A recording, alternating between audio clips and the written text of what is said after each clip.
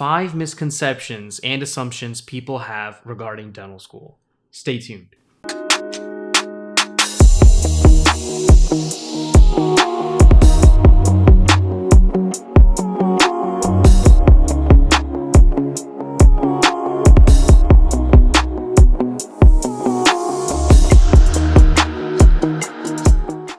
Now, a lot of people, including pre-dental students, think they know all there is they need to know, but they'll be pleasantly surprised to learn things along the way that what they thought truly isn't the case. Hello everyone, my name is Deham and I'm a second-year dental student at ASDO.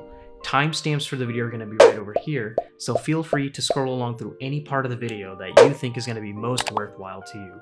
And as always, if you find anything here of benefit, please leave a like down at the bottom and let me know what you think in the comments. Misconception number 1. People pick dental school because it's easier than medical school. Now, this is a common comparison that comes up between both of these disciplines. Both medical school and dental school challenge the students in ways that the other schools don't. There's certain things that medical schools are going to be focusing on that dental students don't focus on, and then vice versa. So you really have to understand and look at it from a level playing field and understand that people aren't picking things because it's easier or harder.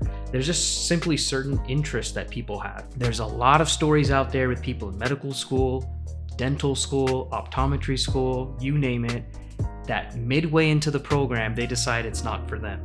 So it's not always that something's easy or something's hard. It's just that someone doesn't have the passion or drive to do whatever they're learning. So at the end of the day, people are picking things because they have a passion for it. They want to do it. And it's not always cookie cutter answers of, oh, it's easier or harder. So definitely if people aren't in that profession or in that area of expertise, they might not be the best person to have a healthy conversation with because they're coming at this subjectively. You have to look at all these things objectively and make sure whatever decision you make is what's best for you, not because it's easy and not because it's hard. Misconception number 2. Getting in is the hardest part. You'll soon realize that once you get into dental school, it's harder to stay in and graduate than it is to get into a dental program. Obviously, I'm not taking away from the excitement and the fulfillment that pre-dental students have when they get admitted into a dental program, but it's important to realize that this is a stepping stone into what is going to grant you into the profession that you want to be a part of. So definitely take this time that you have before school starts to relax, spend time with family, just chill because the next 4 years are going to be brutal. Misconception number 3. There's going to be no free time in dental school. It's a doctoral program. You're going to think that you have to study every single second of every single day, and that's just not the case. At the end of the day, we're human and we need time for ourselves. We have to do things to keep ourselves sane. I've actually covered this in a previous video. You just have to do things outside of school to make sure you're mentally focused and able to continue on with school as the weeks go by. Mental health in any graduate program, including dental school, is very crucial, and I'll actually be covering that in a future video for next week. So stay tuned for that. Misconception number 4, you need excellent hand skills before getting into dental school. Obviously, the field of dentistry is one that requires you to work with your hands, but that doesn't mean that you have to have superb manual dexterity before getting into dental school.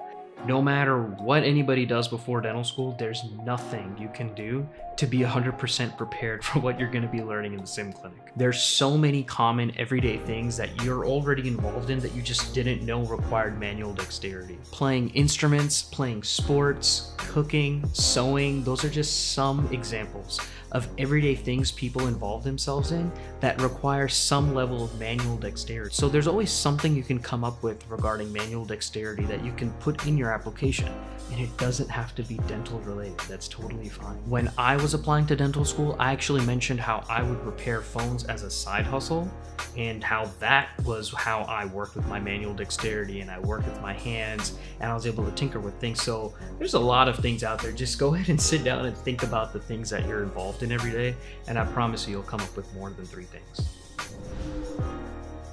Misconception number 5, the debt doesn't matter. Now, obviously, I have my own opinion on this, and I'll get to that in a second, but the 3 mentalities that come into play when it comes to student debt are: 1, I'm just gonna make the monthly payments and focus on whatever I want to do in my life, and it's just an expense that I'm gonna have to, cover for along the way every month. 2 is you have an actual plan and you want to attack this debt and take care of it, and you have a timeline that you want to get everything taken care of by. And then 3 is like the crazy person who isn't going to go out to eat, who isn't going to, have fun or relax or, just enjoy life, and they just want to make sure they get rid of that debt as soon as possible, meaning like they're taking more than half of their income, taking it towards their debt. So none of these are wrong. It's just that you have to assess who you are as a person and what you want out of life after you're done with school. Personally, I know I probably fall somewhere in the middle of the spectrum where I definitely want to have a certain timeline where I want this debt taken care of. So I've actually covered student debt regarding dental school and why it's so expensive in this video, so go ahead and check that out.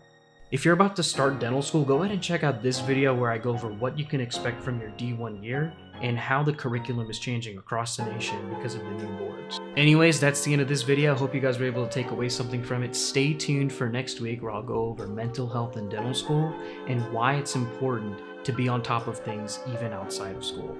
Catch you guys in the next one. Peace.